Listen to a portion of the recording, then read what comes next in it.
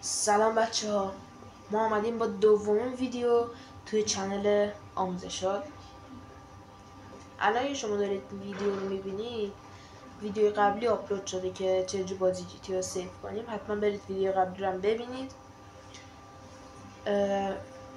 مثل ویدیو قبلی اومدیم یاد بدیم که چجوری بازی رو سیو کنیم، این دفعه توی بازی Red Dead Redemption 2. اینم خیلی راحته و فکر کنم فقط یه روشه که من یه روشی که بلدم اینه که شما دکمه استارت رو میزنید و بازی رو استاپ میکنید. به منو که رسیدید پنجمین گزینه از بالا، یه دو این پنجمین گزینه استوری رو میزنید، میایید اینجا. با اینا ما کار نداریم، میگم اینا چیه، ولی اول میریم اینجا سیو گیم. اینجا میتونید بازیتون سیو کنید. بازیتون رو که سیو کنید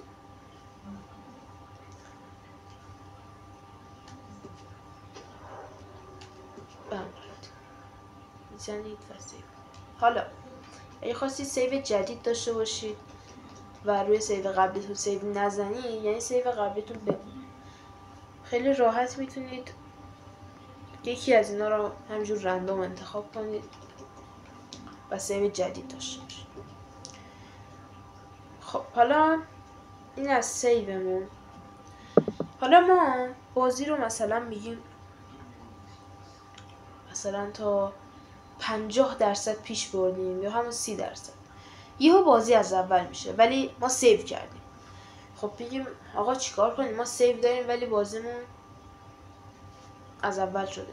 میای میبینی سیوت هست ولی نمیاره، چیکار میکنیم؟ میای رو این گزینه لود گیم، این گزینه رو که بزنید سیو قبلیتون اونجاست. وقتی که روی سیو قبلیتون کلیک کنید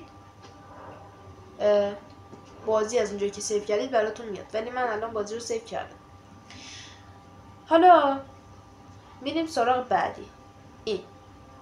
این کلا از بازی خارج میشه. فکر نکنم ضرری هم داشته باشه ولی از این گزینه زیاد استفاده نکنید. اکسیت گیم، خارج شدن از بازی. اینو بزنید، فکر کنم کلا میرید بیرون و اینا. به نظر من از این استفاده نکنید، کلا نمیرید بیرون ها. اگه میخواید برید بیرون خب این گزینه رو میزنید، ولی این ایکس باکس حالا برای پلی استیشن و PS4 یا PS5 من نمیدونم چه جوریه، ولی بیرون کلا نمیره، میره تو اون قسمتی که اکانت رو انتخاب میکنید برای بازی. این چیه؟ این چیزی نیست که فکر کنید مثلا گان میده، عکس گان داره، گان میده، پول میده، هیچی.